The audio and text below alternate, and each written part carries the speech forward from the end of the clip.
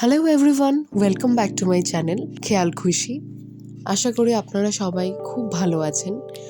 অনেক দিন বাদে আজকে আসলাম আমার বিশাখাপত্তনম ট্রিপের এপিসোড 6 নিয়ে।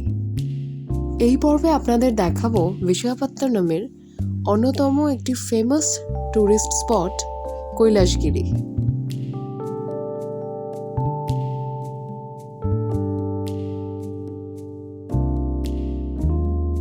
তো যেতে যেতে রাস্তার একপাশে বঙ্গোপসাগরের দিগন্ত বিস্তৃত জলরাশির সৌন্দর্য দেখতে দেখতে আমরা পৌঁছে গেলাম কৈলাসগিরি পাহাড়ের একদম সামনে।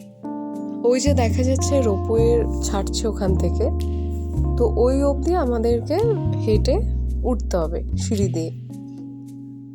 কৈলাসগিরিতে ঢোকার মুখেই প্রথমে 10 টাকা করে এন্ট্রি ফি দিয়ে আমরা গেলাম রোপওয়ের টিকিট কাউন্টারে।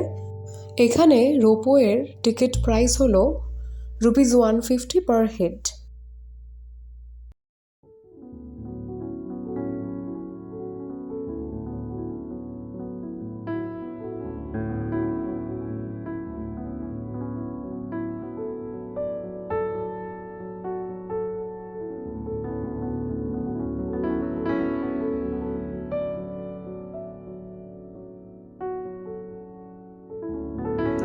রোপওয়ে থেকে নেমেই প্রথমেই পড়বে একটা চিলড্রেন্স পার্ক, আর এখান থেকেই একটু দূরেই টয় ট্রেন ছাড়ে। টয় ট্রেনটা পুরো পার্কটাকে ঘুরিয়ে দেখায়। আমরা যদিও টয় ট্রেনে উঠিনি, তাই আর বলতে পারলাম না কত টাকা টিকিট প্রাইস।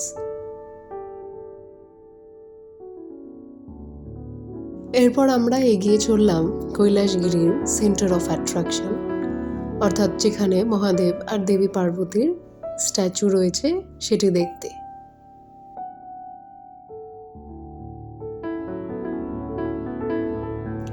গার্ডেনের চারদিকটা খুব সুন্দর করে সাজানো, এত গাছপালা লাগানো আছে আর এত ওয়েল মেনটেইনড, দেখে খুব ভালো লেগেছে।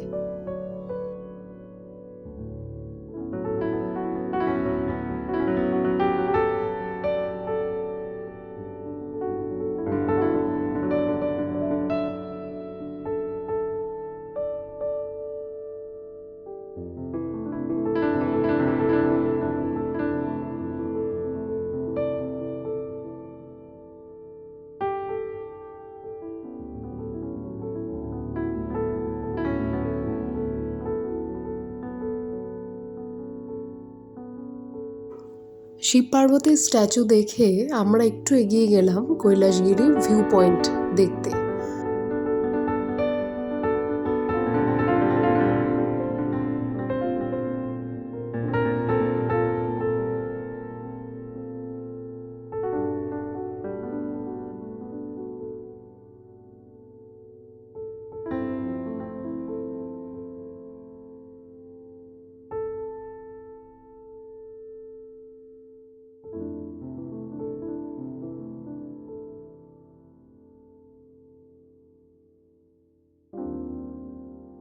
এবার এখান থেকে ফেরার পালা।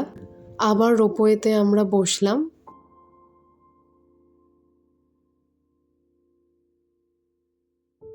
রোপওয়েতে না উঠে রাস্তা দিয়েও হেঁটে ওঠা যায়, তার জন্য খুব সুন্দর রাস্তা রয়েছে রোপওয়ে থেকে আমরা দেখতে পেলাম।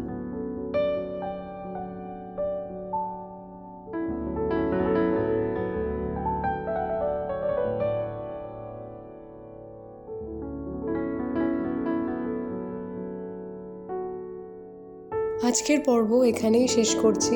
ভিডিওটি ভালো লাগলে অবশ্যই একটা লাইক করবেন, শেয়ার করবেন আর কমেন্ট করবেন।